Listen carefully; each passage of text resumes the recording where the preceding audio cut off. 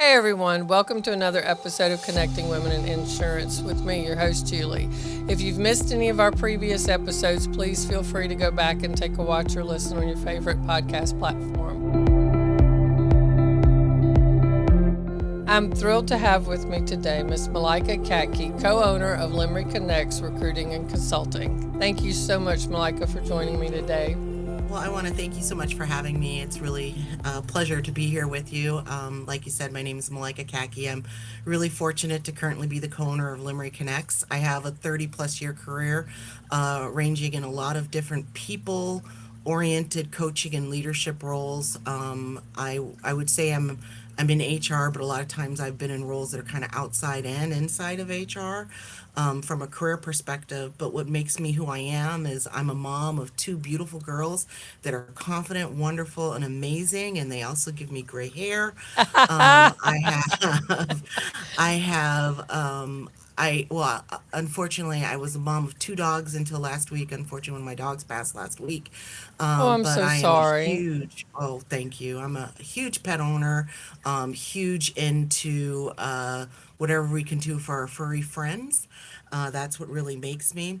One thing I learned in life is to always have multiple outlets, not just career outlets, but other things that you do. And I tend to do a lot of extracurricular, I guess, activities or things beyond just being working and also being a mom and a wife. I also run a quilting league here. It's actually called Central Bucks Fiber Friends. We have over 60 women that participate in my group, and we do activities around anything fiber arts related. And myself, I happen to quilt, crochet, and cross stitch. I'm an avid reader. I was raised by a mother who had a master's degree in mathematics and was in education, and my father has his medical degree from Harvard Medical School and is a prominent doctor in the United States. And so my parents always pushed me to do a lot and get involved in a lot and do a lot of different things and to always learn new things. And so that's one of the reasons why I get involved in so many various activities. Also, as a parent, I'm part of the band board for my daughter, which is Oh, just fun. woo woo. Let's talk about some good times. Never thought a marching band position would be more intensive than a board position with a corporation, but it Really, is. it is.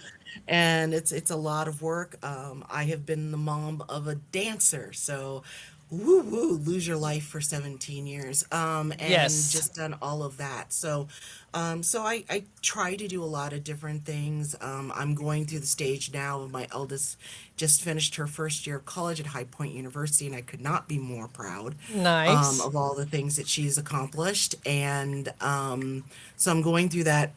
One has left the nest, Right. and one getting ready. So that's what makes me who I am, and the things that I do. So there you go. Well, that's really interesting. I don't know why I wouldn't have pegged you for a quilter, but I just wouldn't have. I Yeah.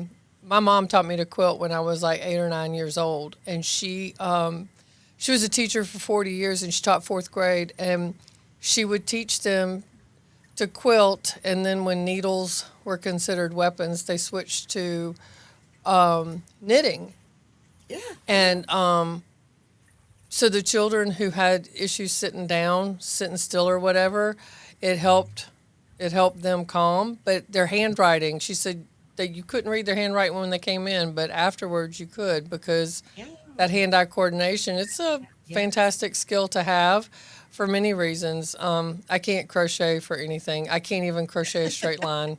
It's sad. My girls are like, seriously? But no. Not everything is for everyone, but I can promise you, if you ever want to come to one of our classes, they're really Oh, fun. I would have fun. Like I would enjoy it. It wouldn't look like anything, but I'd have fun. Absolutely. Absolutely. I love that your mom was a teacher too. It's Oh interesting yeah, being raised by teachers. I think it's a really cool thing. it really So, is. It really is. She was pretty amazing. She yeah. still is. I mean, you know. Oh, good. So what what made you decide on a career in insurance? Did you start off thinking insurance, or were you going on a different Not at path?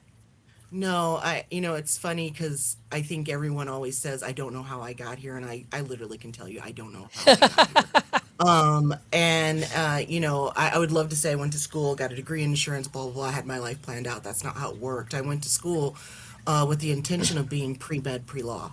And I saw the cadaver and said no to pre med. I did an internship with a judge and saw what the legal world looked like from that perspective and said, not for me. Right. I knew I never wanted to be a politician either. Immediately it just was like none of these things worked. But I was lucky enough that when I was young, around 16 years of age, I got my first like real big girl job, I guess you could say, Mm-hmm. working for a company called Adecco. It was actually Audi at the time. They merged with a company called Echo and became Adecco, which is Okay. the largest temporary staffing firm in the world now. And so, by the time I was 18, I've been part of an international merger. I've done all these things, and so I started working for them from an HR perspective, doing talent and recruiting. So I Nice. started there. And I mentioned that because guess what? Now I'm at Lemery Connects as a co-owner, and I'm ending there, hopefully, through my retirement. So I've done a full circle moment. But I started doing some of that work and was lucky enough to graduate from college with, pretty much like 6 years of experience. I continued working for Adecco, but my beautiful husband was in Minnesota. My job with Adecco was in Denver, and he won. Right. So Good choice. a good choice, yeah. And so I decided to move back to Minnesota, mainly because love my life was there, and my current and always will be partner. And so it was a really it was a that's one. There's been many times in my life where I've had to make these kind of family versus job decisions. Mm-hmm. I've done 5 corporate moves in my career, but when I moved to Minnesota is really when I decided HR was going to be my thing, because I thought I was going to help people.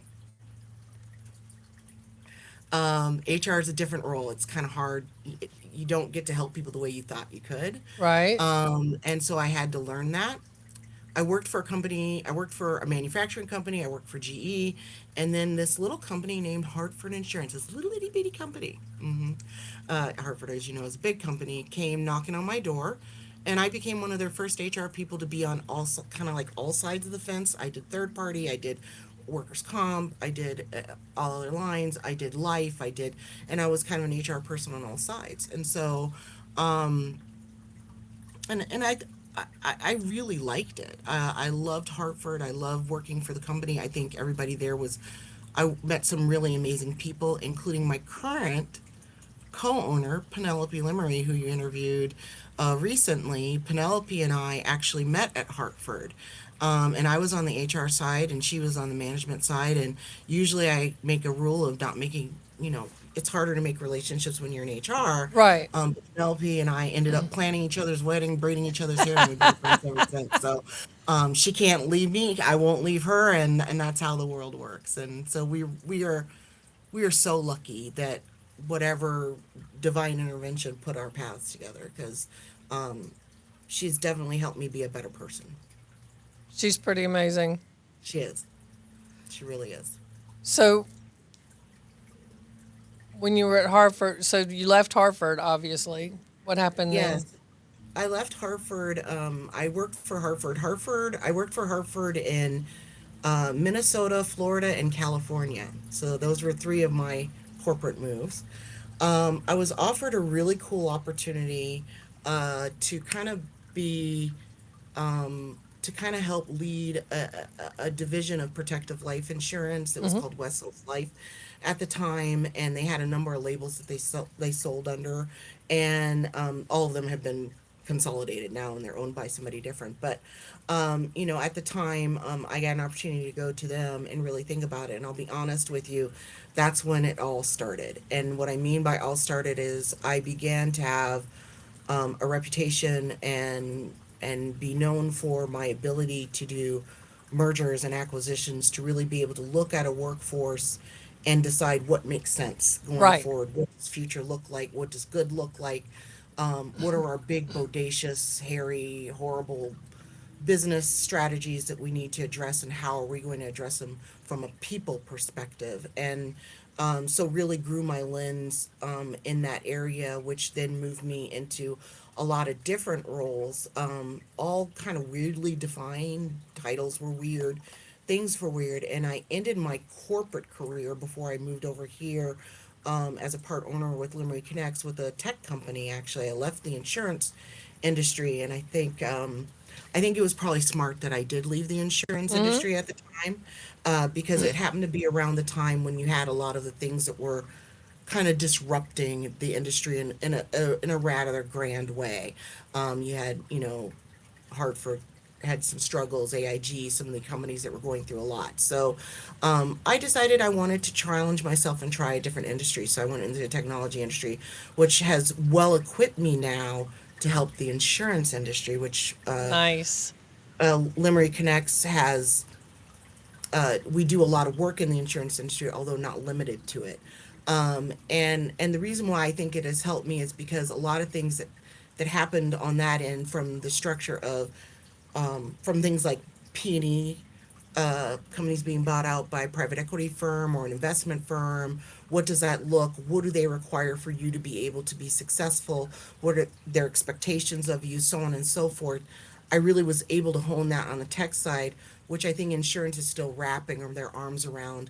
All of the kind of everyone buying each other out, and what do we look like tomorrow, and how does that group really come together? So I now get to work with leaders from the perspective of saying, okay, what do you have today, and what do you want tomorrow? How do we get there? Budgets, all that kind of good stuff. Really thinking about that organizational design and effectiveness. And then I get to say, okay, so this is what we need. Let's go find the people, and we partner really closely together to be able to do it.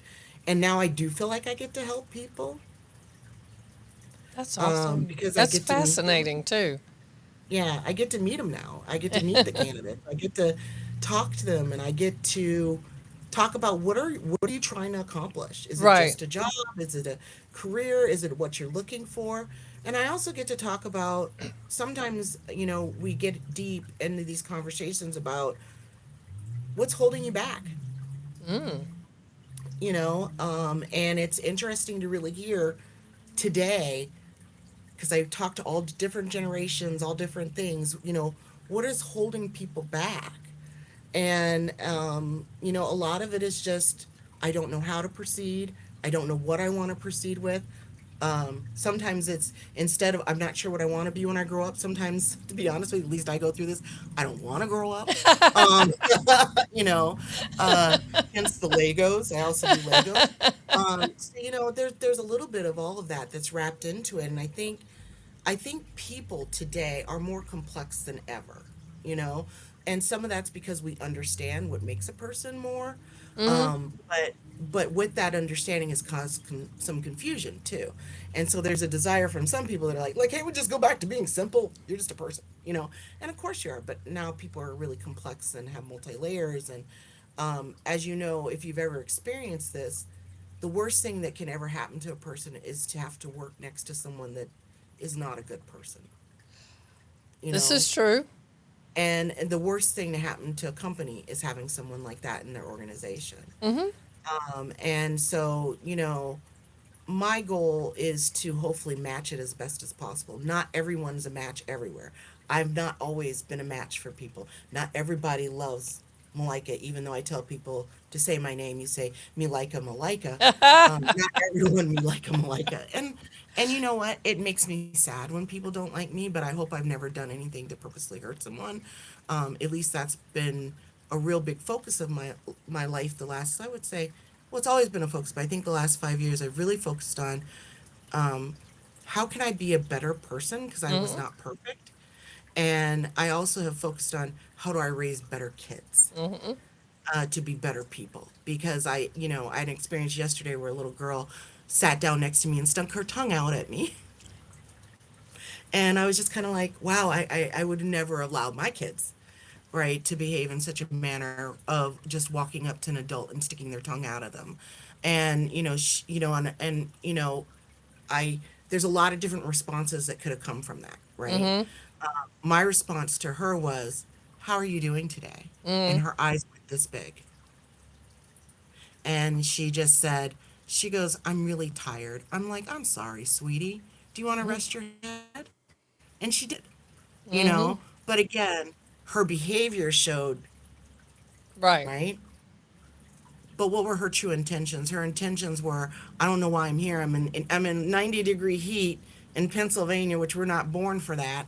And so, it's like she was just tired. Yeah. So it's just it was another reminder for me of the reason why I'm on this journey that I'm on right now is because I'm trying to understand people have behaviors that you see, but what are people's true intentions, which you don't see? Mm-hmm. And so I'm always trying to figure out people's intentions. That's what I enjoy doing. And you really have to understand that in order to help someone find the right career and kind of opportunity that they're looking for. And because that intention can change a lot with behaviors. So Mm-hmm. Oh yeah. I think you have to look deeper than just how someone acts. Like now,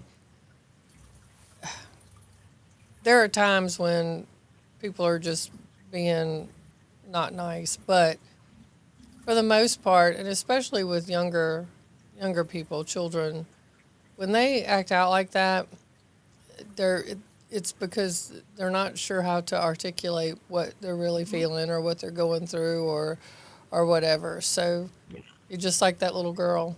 But yeah, and I think there are a lot of adults right now mhm. in today's society. There's a lot going on in the world, right? Mhm. So a lot of us are struggling with how do we communicate that? Mhm. How do we communicate how I'm feeling today?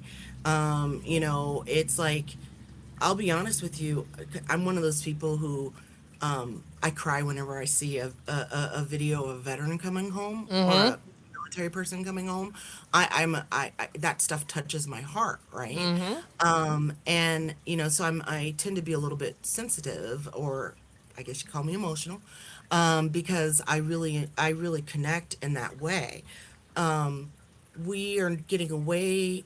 Not a lot of people do that like that anymore. I know I've been labeled a lot of times as emotional because I show that, or I may have been considered a certain way because of it. And I think understand what's behind that. Mhm.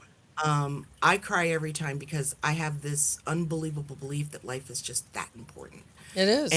and I love my family so much and I don't live near them. So every time I see one of those videos, it reminds me that I'm not next door anymore to my family too.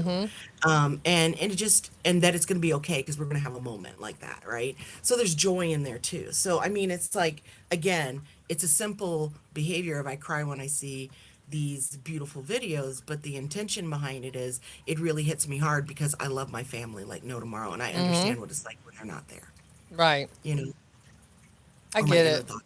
I get it. So just try to reach people on a different level. That's Right. what I try. And that's very important with your job is to be able to read people and to get to the root of what they need and Yeah. to help them articulate what they need because that helps you do your job much better. And I think the key thing, if you are thinking about your career and making changes, so for me, a year and a half ago, I made a huge change. I went from corporate to co owning a business. And, you know, um, it's not as stable. You don't have some of the reinsurances that you used to have with you get a check every blah, blah, blah, blah. You got to go and you got to hunt and work for your own and do a lot of different things and build a partnership and do all these things. And that was really scary for me to make that transition. And, I think before I could fully make that transition, I had to heal a little bit. Mm-hmm. And what I mean by that is I was laid off. And I think when you go through a layoff, it's everybody says it's not personal. It's my life. Right. It's a little personal. It is personal. It's how I feed my family. It's how I am able to do all the things I need to be able to do, especially in this economy. And so as much as I'd love to say it, I'd love that line I think is always interesting because I think it is personal. Mm-hmm. And I meet with a lot of candidates that were like me who felt it, Mm-hmm. and what I say to all people who are making a transition, if there's anyone that watches this video that is making a transition in life, heal first. Take a moment to allow whatever happened to have that moment to acknowledge it, have that moment to figure out how you move forward with it, and go forward. Mm-hmm. Because I will tell you the worst thing you can do is go take another job without healing and hope that it will be different. Right. And because I see that fail a lot, and a lot of times um, the new manager may not understand that's what you're going through, right? Mm-hmm. And may not be equipped to actually help you. So it's better for you and healthier for you as you take that moment, pause, breathe. Penelope's been teaching me a little bit about meditation. I'm not there yet. I still think too much. Um, what did somebody told me the other day what I was? I'm like when I meditate, my brain, this is my brain. I've planned like 65 things by the time a minute meditation's over. So I'm not good at that. So I choose some other things. That's why I quilt and that kind of thing. Because if you sit me in front of a sewing machine, there's something about that that is Mm-hmm. my meditation. So find your meditation, whatever it is, Right. and have that moment, release, finalize your feelings around it so that you can kind of close that box. I understand you can't tape it and close it Right. up physically, but try to close that journey for yourself so that you can really move forward. Mm-hmm. And I say to hiring managers, if you had a bad experience with an employee recently, you need to do the same thing. Mm-hmm. Oh So yeah. that's so in a nutshell, those are the things I'm learning through what I do from a perspective, and what I've done for myself is really just I'm just learning to continuously improve the version of me I'm at. I get that. So let me ask you: have you ever made a decision or done something in your career, messed up, and thought, "Oh, "Holy crap, that's it. I'm done. Gonna have to start over. I'm gonna be fired. Whatever." But you learned a valuable lesson that helped you later in your career, or you were able to help someone else with. um I've had lots of I have had so many opportunities to learn from my actions. Myself. um yeah, I there are a lot of I have a actually one of the things I'm working on is not having so much regret, because it will drag you down a little bit. I'm still worried about something I said to someone in the second grade some days, you know, and so you gotta balance that, right? So I try to be. So the beginning of my answer is don't live in regret. Right. But if there's anything that I do regret, um, it's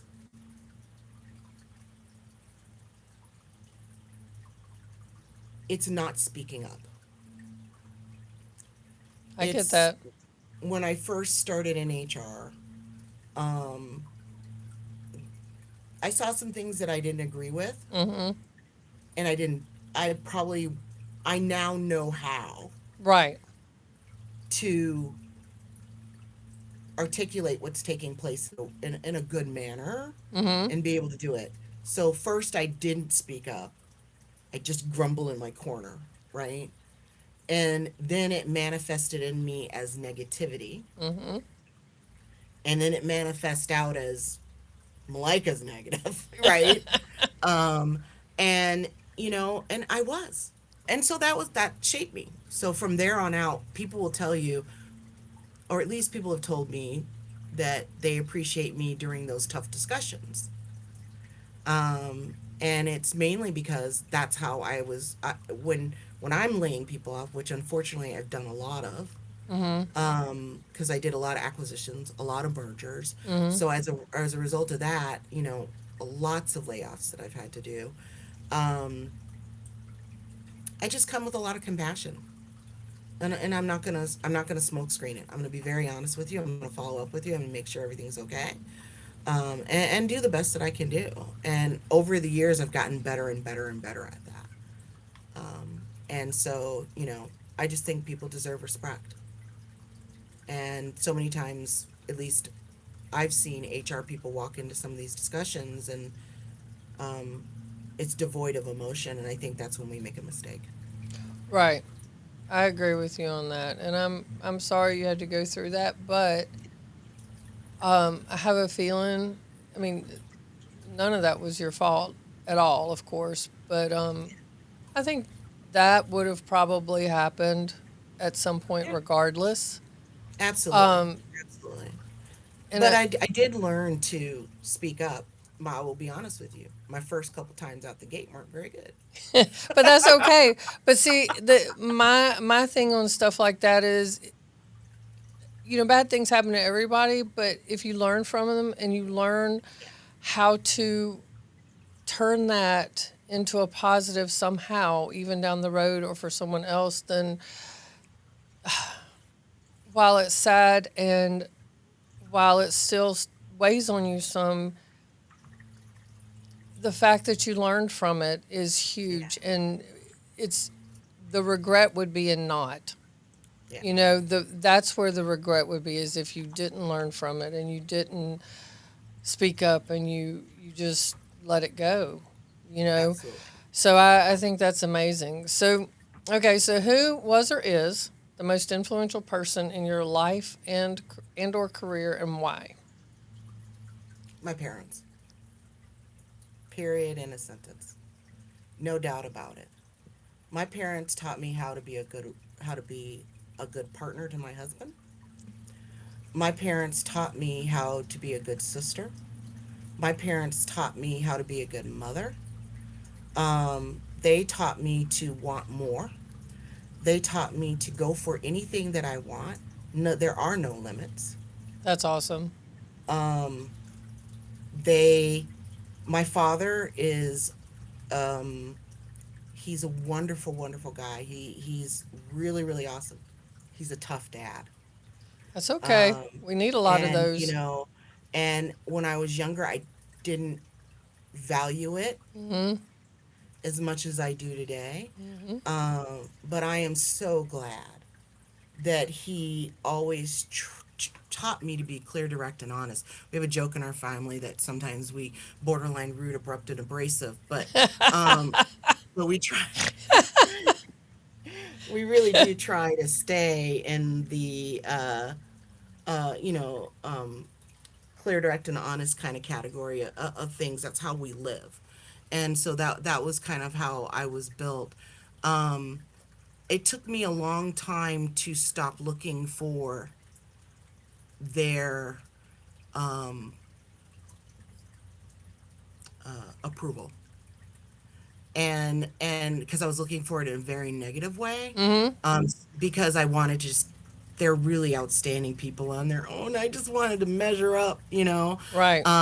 And I remember when I graduated with my MBA, I was like, finally, I have a graduate degree, and I, I can at least, because education is very important in my family, Mhm. and and I finally felt like, kind of this thing. But then it was, no, I want to excel at my career. No, I want to, and those are the values they put into me, and they supported me through every single minute, every relocation, everything, every conversation, every home I've bought, everything. My parents have been there for me. And I hope my girls feel the same way about my husband and I as parents, as we have raised them, because it is you don't want to be alone in this world. It's important to have those supports, those Mhm.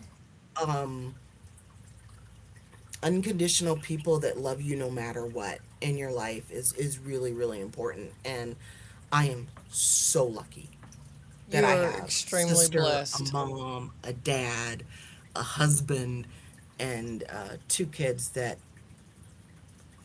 Now I'm gonna be real a minute. My kids can get into it. Okay? And my husband, hey, I love him. I get it.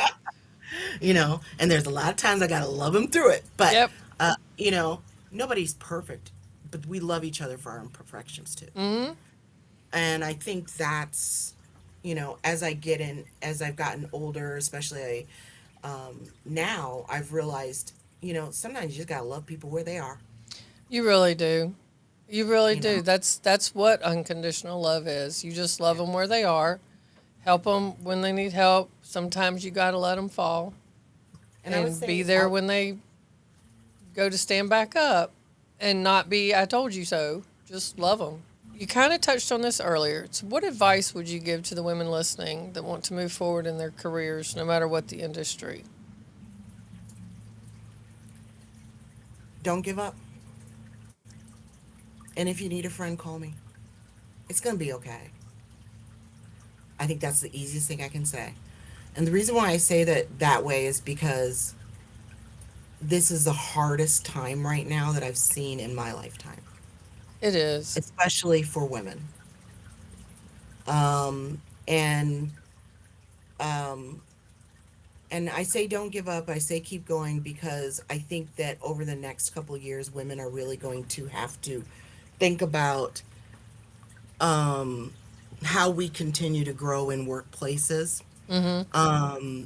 If you think about the insurance industry, us, I talked to you about some of the numbers. It's like 60% of the kind of mid to entry level positions are female. But Mm-hmm. then when you flip it to the other side and you look at how many are in either a board position and an executive position, it's like 18%.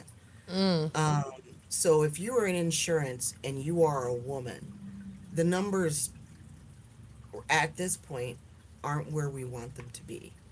So we have got to figure out in insurance, in particular as an industry, how do we bring more women up? So let's start at the beginning. Okay. Are you currently a female in insurance? If yes, how's it going?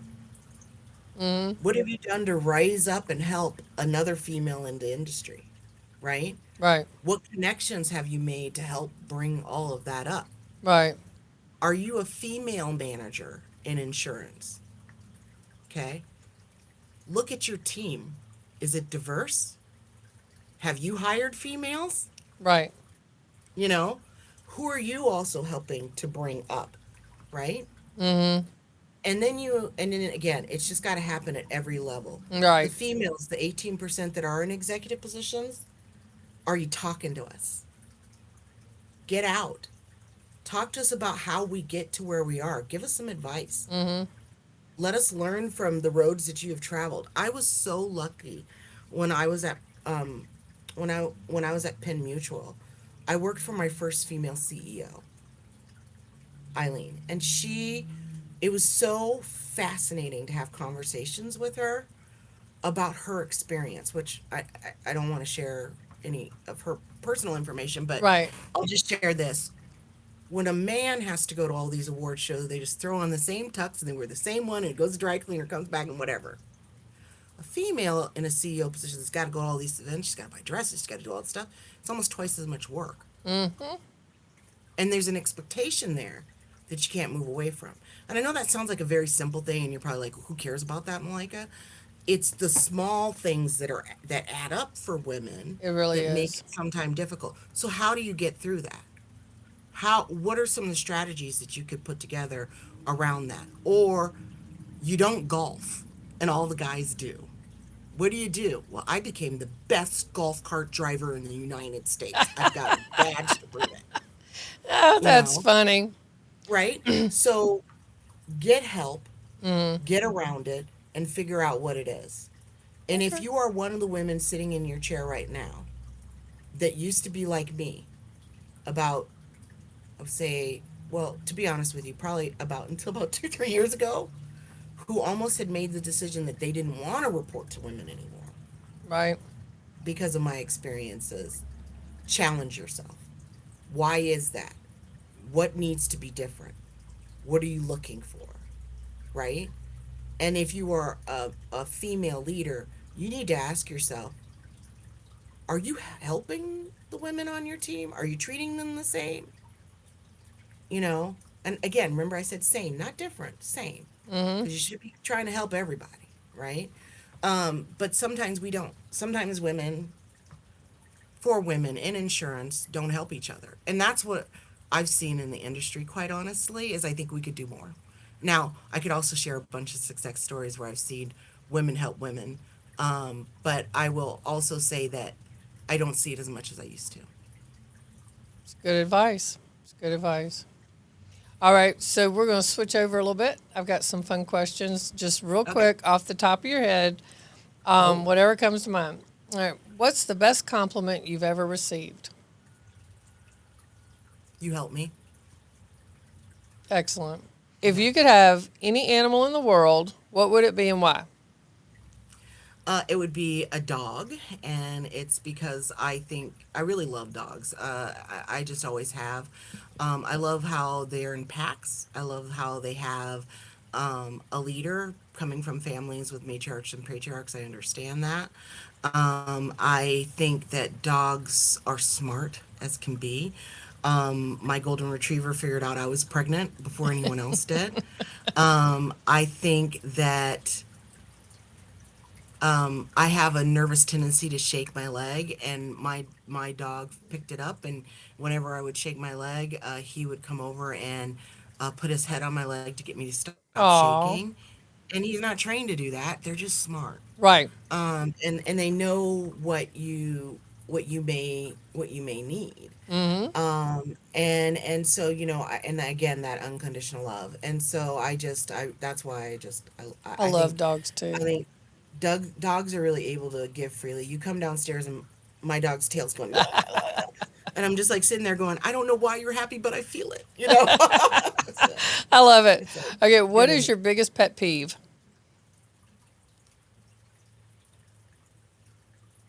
Um,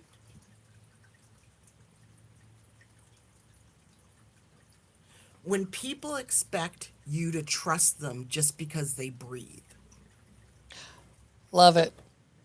I believe trust is earned. Very much so. Very much so. And if you could instantly learn any language in the world, what would it be? Japanese. Really? Why is that? Mm-hmm. Because I took a semester of it and was unsuccessful. That's funny. Um, well, at this point, I know that you guys just got started pretty much with Lemery Connects. It's still in its infancy stages, so to speak, getting off the ground and doing very well, by the way. But Thank you.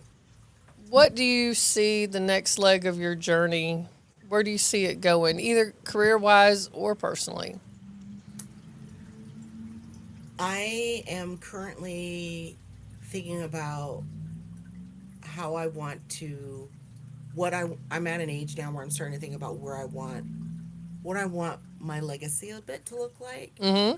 and what are the things important to me. And I've definitely decided that I enjoy volunteering, I enjoy doing my fiber art stuff, and I enjoy doing all of that.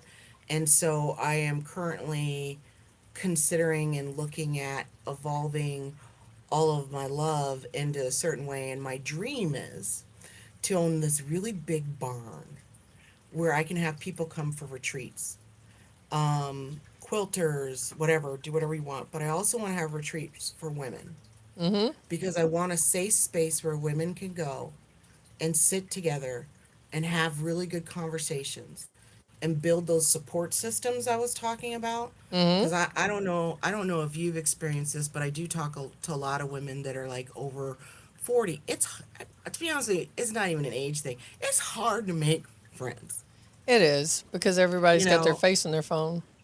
And so exactly. And so it's like, where's a space where you could come together, meet good people, get that energy, and kind of fill your bucket a little bit, Mm-hmm. and fill others' buckets.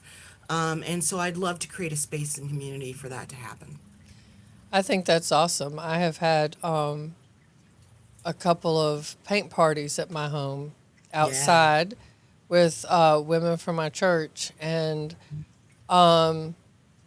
it has been wonderful. And it's nobody thought they could do it. And I'm like, Mhm. what you don't understand is it's paint. You can paint over it, and it doesn't matter. You can use a hair dryer, you can use Q-tips, you can grab some leaves off the ground, or you can use a paintbrush. I mean, it doesn't matter. It's art, and it's just Yeah, about being there and creating and having fun, and it ends up being an amazing time every time. it is. And so I love that We've ended. idea.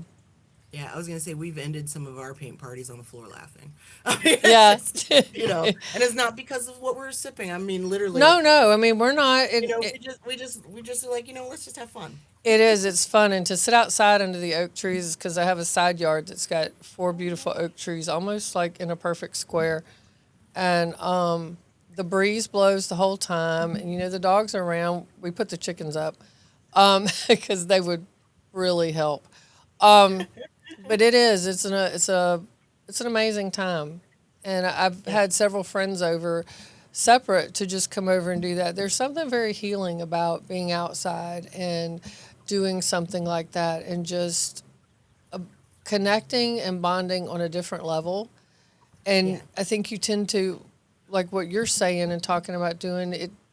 That would be extraordinary because when you do stuff like that, not only do you connect with other people, but on a level you connect with yourself and what you really like and what you kind of figure something out about yourself that maybe you don't realize until later. yeah, So I think that's great. You yeah. you do that. Invite me because I want to come. I will. I will. I will. Penelope, Penelope will tell you I've been brewing this for a long, long And I time. think you should just jump and on it and go. and yeah, and I think I'm at a point now where it was hard because I was traveling 80% of the time in my corporate job, or 60%. I seemed like every day I was traveling, but I it's nice now that I'm home more, or in one location more, and I can actually think about doing something like that. And again, I keep saying this: if you can ever have a partner at work like I do, you're the luckiest girl in the world. Yeah. You know, I'm lucky because I get to go to work every day with one of my best friends for over 20 years. And I get to go to work every day with someone who looks at me and goes, "We're opposite, and right now you're crazy." And it's okay. It's Right. like it's okay. It's like I'll sit there and I'm like, I accept you're crazy, and it's like, so it's, I think, again, being able to have those female relationships, ride or dies, standing next to you. Mhm. And even if it's not that, even it's just, I know if I have I could call, Right. right? Mhm. Those relationships are really invaluable. And I feel, and I don't have any like statistical proof of this, by the way, I'm very analytical, so I usually do have numbers, but I feel like we've lost each other a lot in the world. We And have. I don't feel like we know each other like we used to. Mhm. And I'm lucky because I live in a neighborhood where we take care of each other Right. around here. I listen to some of my friends and I hear about their neighborhood nightmares, or you see it on TikTok, Mhm. neighborhood nightmares or whatever, and you're just like, what is going on in the world, so all I have to say is my goal later in life is just create more kindness. Yeah. We've got to be kinder, and I can be kinder, and I'm going to learn to be. I'm Oh going to yeah. do it. We all can. So as we come to a close, is there any final advice for Marks? Anything you'd like to say to anyone listening out there? What what the main takeaway for today would be? I think the main takeaway to everyone right now, or what I'd just like to say to people right now, is it's going to be okay. Mhm. And tomorrow might not be the best day, today might not be the best day, but I promise it's coming. And all you have to do is believe, and you're going to be okay. And if you really are struggling, I'm not kidding. Call me. Just, nobody deserves to be in this world alone right now. It is too hard. Mhm. So open yourself up, lean in. If it's discomfort for you, to lean into the discomfort of reaching out, reach out. Mhm. And just know nobody's here by themselves. That's Don't right. be by yourself. I agree. I agree. I couldn't agree That's it. more. Well, Malika, thank you so much. I appreciate you taking the time out of your busy schedule to be with me today. And I have enjoyed this so much. Me too. Me too. Thank you guys, and thanks for everything. Thank you so much for joining us today on Connecting Women in Insurance. If you enjoyed today's podcast, please like or subscribe on your favorite podcast platform. See you next time.